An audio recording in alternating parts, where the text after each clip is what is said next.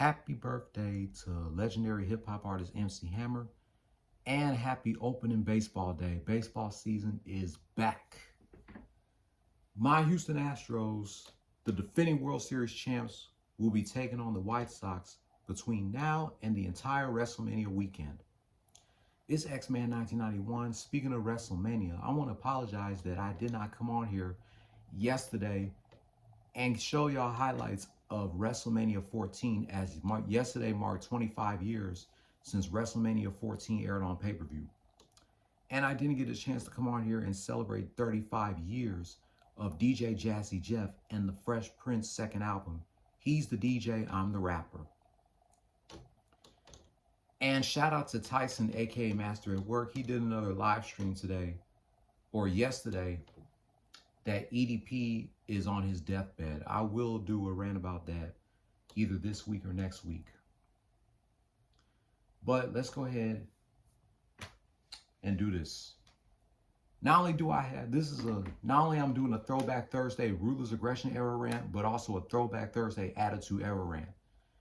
And before I show you highlights of WrestleMania 19, we got to talk about this album first.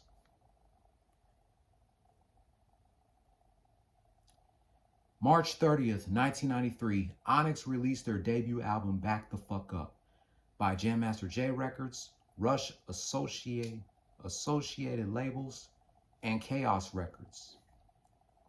The album peaked at number 17 on the Billboard 200 and number 8 on the top R&B/hip hop albums chart, and was certified platinum on October 25th.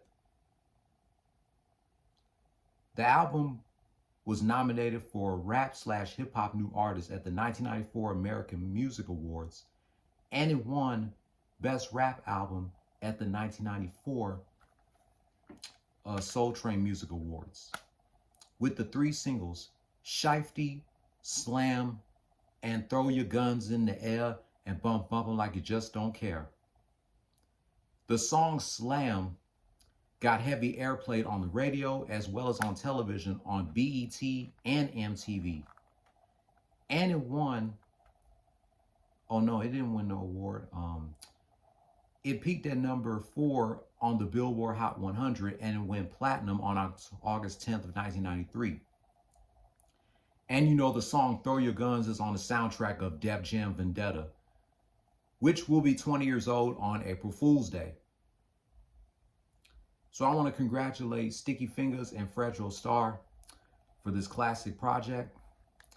Shout out to former member of Onyx, Sonny Caesar, and rest in peace to Big DS. Now, today has been 20 years since WrestleMania 19 aired on pay-per-view. This pay-per-view took place at the Safeco Arena in Seattle. The first WrestleMania pay-per-view under the World Wrestling Entertainment name, and the first WrestleMania pay-per-view of the Ruthless Aggression era. 6 months later, they made a video game of WrestleMania 19 for the GameCube, just like they did to WrestleMania 18. This pay-per-view also marked the end of a legendary rivalry.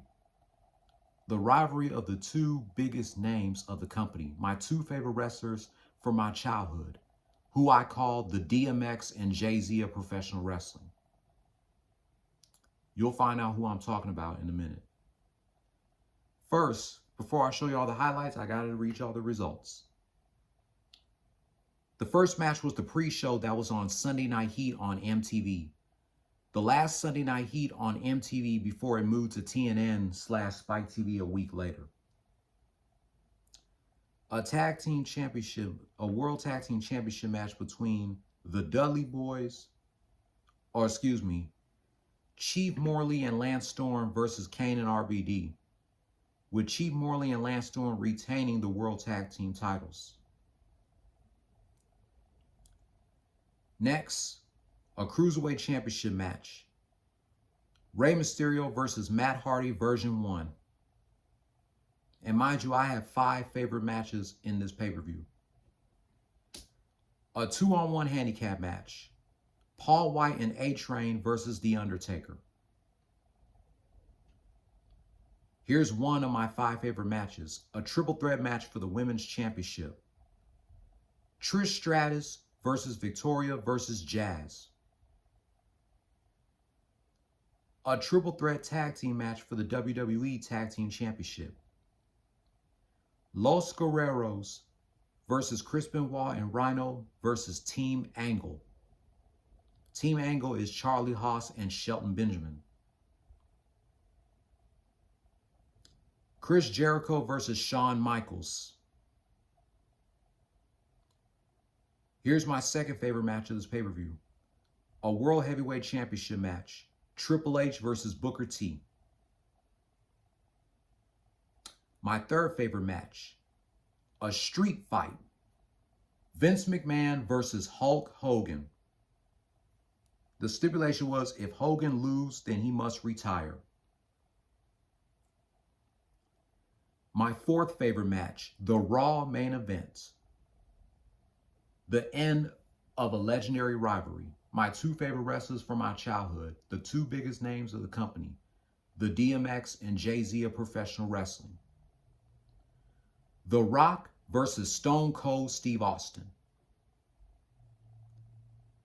This wasn't a very emotional moment for Stone Cold Steve Austin. We did not know that this was going to be his last match.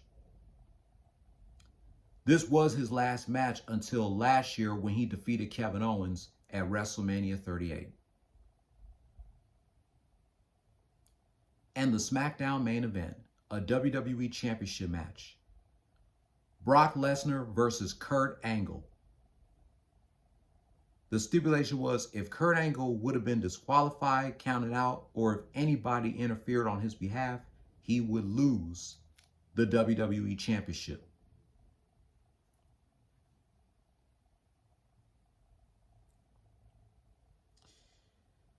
So now that's the results. Now I got to show you all the highlights. Just give me a moment.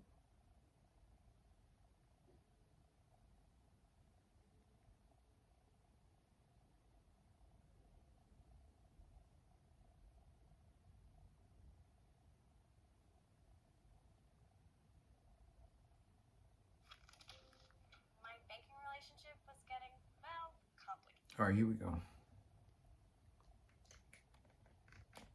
Can't believe it's been 20 years since WrestleMania 19 aired on pay-per-view. Unbelievable. All right, here's highlights of WrestleMania 19, and I will be back in a minute to reminisce 25 years of Stone Cold Steve Austin being arrested from the March 30th, 1998 edition of Raw is War.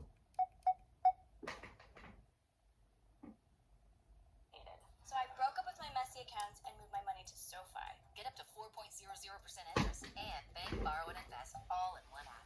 SoFi, get your money right.